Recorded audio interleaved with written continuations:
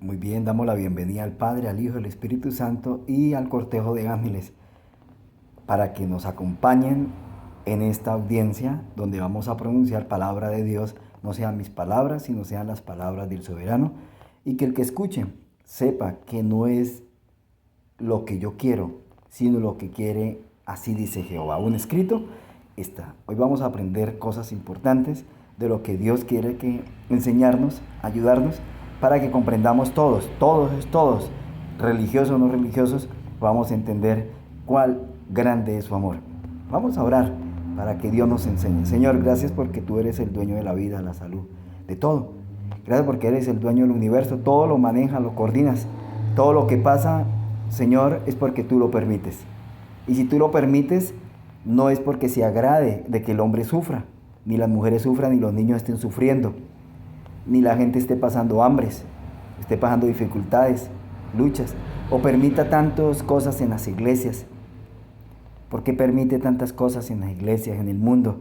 Que la gente juegue, haga lo que quiera.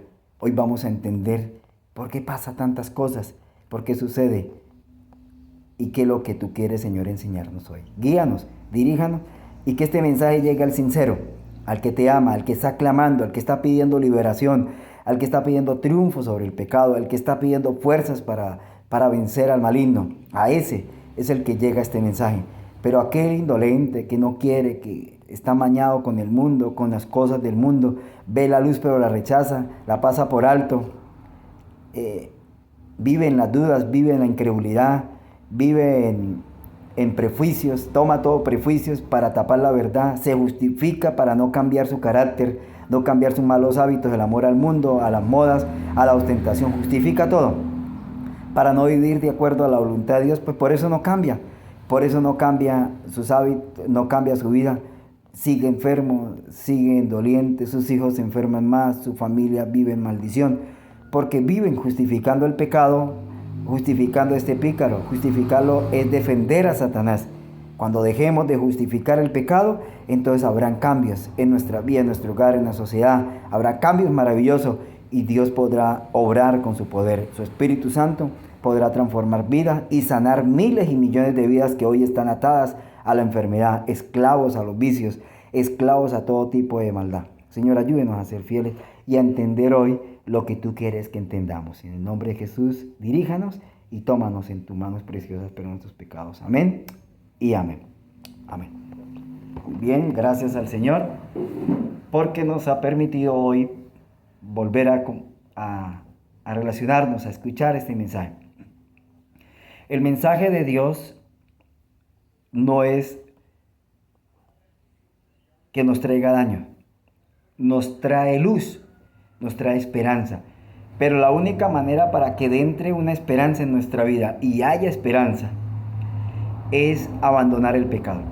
Mientras el pecado existe en nuestra vida y usted lo justifique y lo guarde en su corazón, en el cofre de su mente, en su memoria, en sus motivos y en sus acciones, bien tapado, bien cubierto, pues no hay restauración.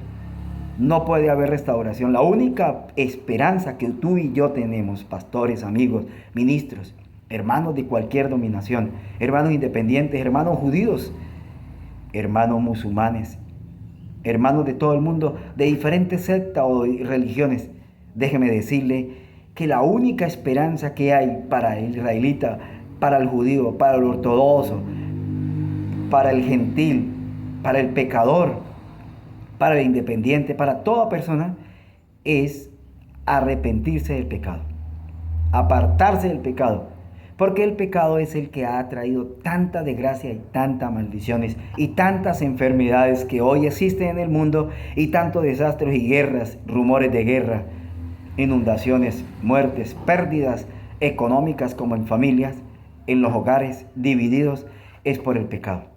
No es otra cosa sino el pecado.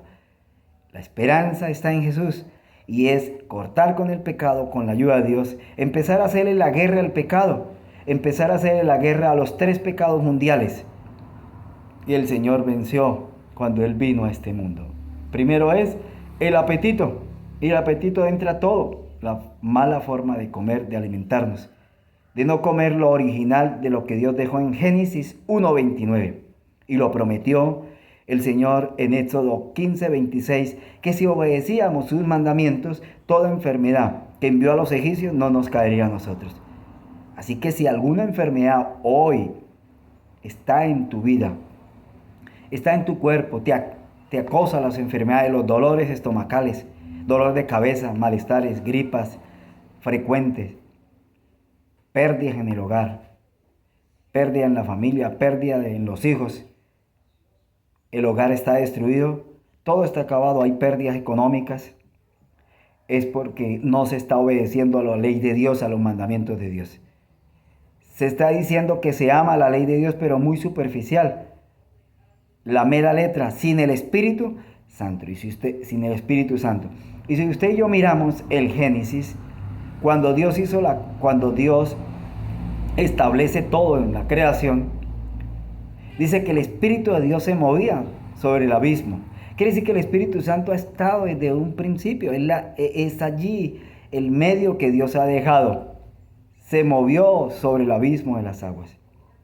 El Espíritu Santo es el que hace el trabajo maravilloso para llevarnos a descubrir a Jesús.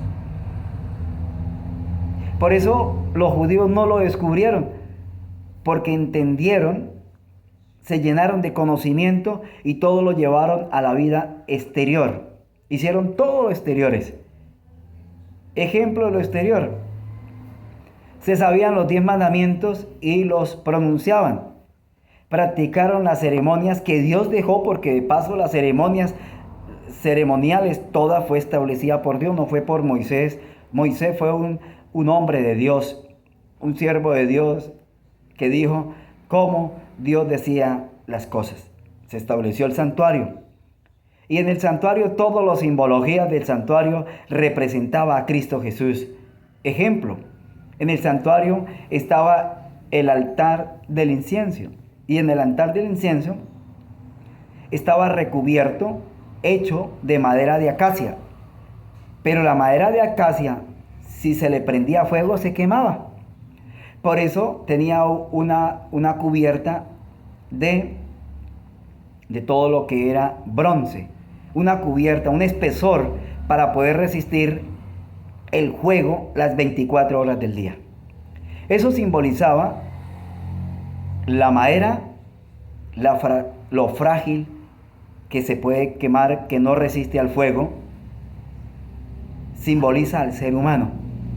Que el ser humano somos débiles, pero débiles, hermanos, porque no somos capaces solo de poder resistir el fuego, resistir ninguna tentación solos.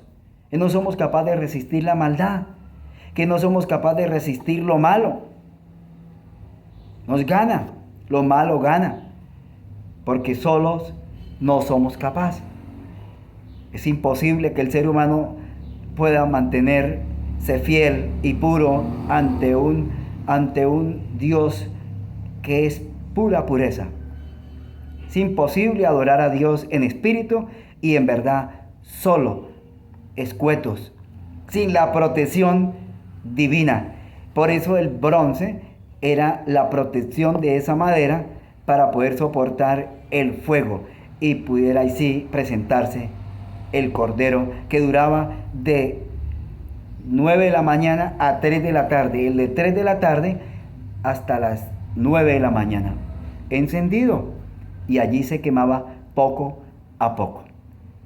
Esa era la razón por la cual esa madera podía soportar, podía resistir, podía perseverar y se podía llevar a cabo un sacrificio completo a lo que Dios deseaba que se diera. Pero sin la protección de el bronce era imposible. Era imposible. Así es la vida humana. Sin nosotros estar revestidos de Cristo Jesús, sin tener sus vestiduras, sin tener las virtudes, sin tener los frutos del Espíritu Santo, sin tener las bienaventuranzas en nuestra vida, es imposible vencer al pecado. Es imposible, nos quemaremos. Por eso miles, millones se han perdido porque no tomaron estas 4 características. El uno estaba en Efesios 6:12, que la lucha no era contra carne y sangre, sino contra potestades de las tinieblas. Era contra eso, no era contra el hermano ni contra el pastor, no era saliéndose de una iglesia para irse a otra.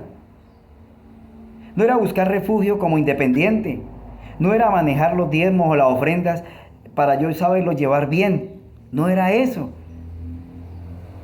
No era dejar el hogar y los hijos e irme para otro hogar porque no soportaba.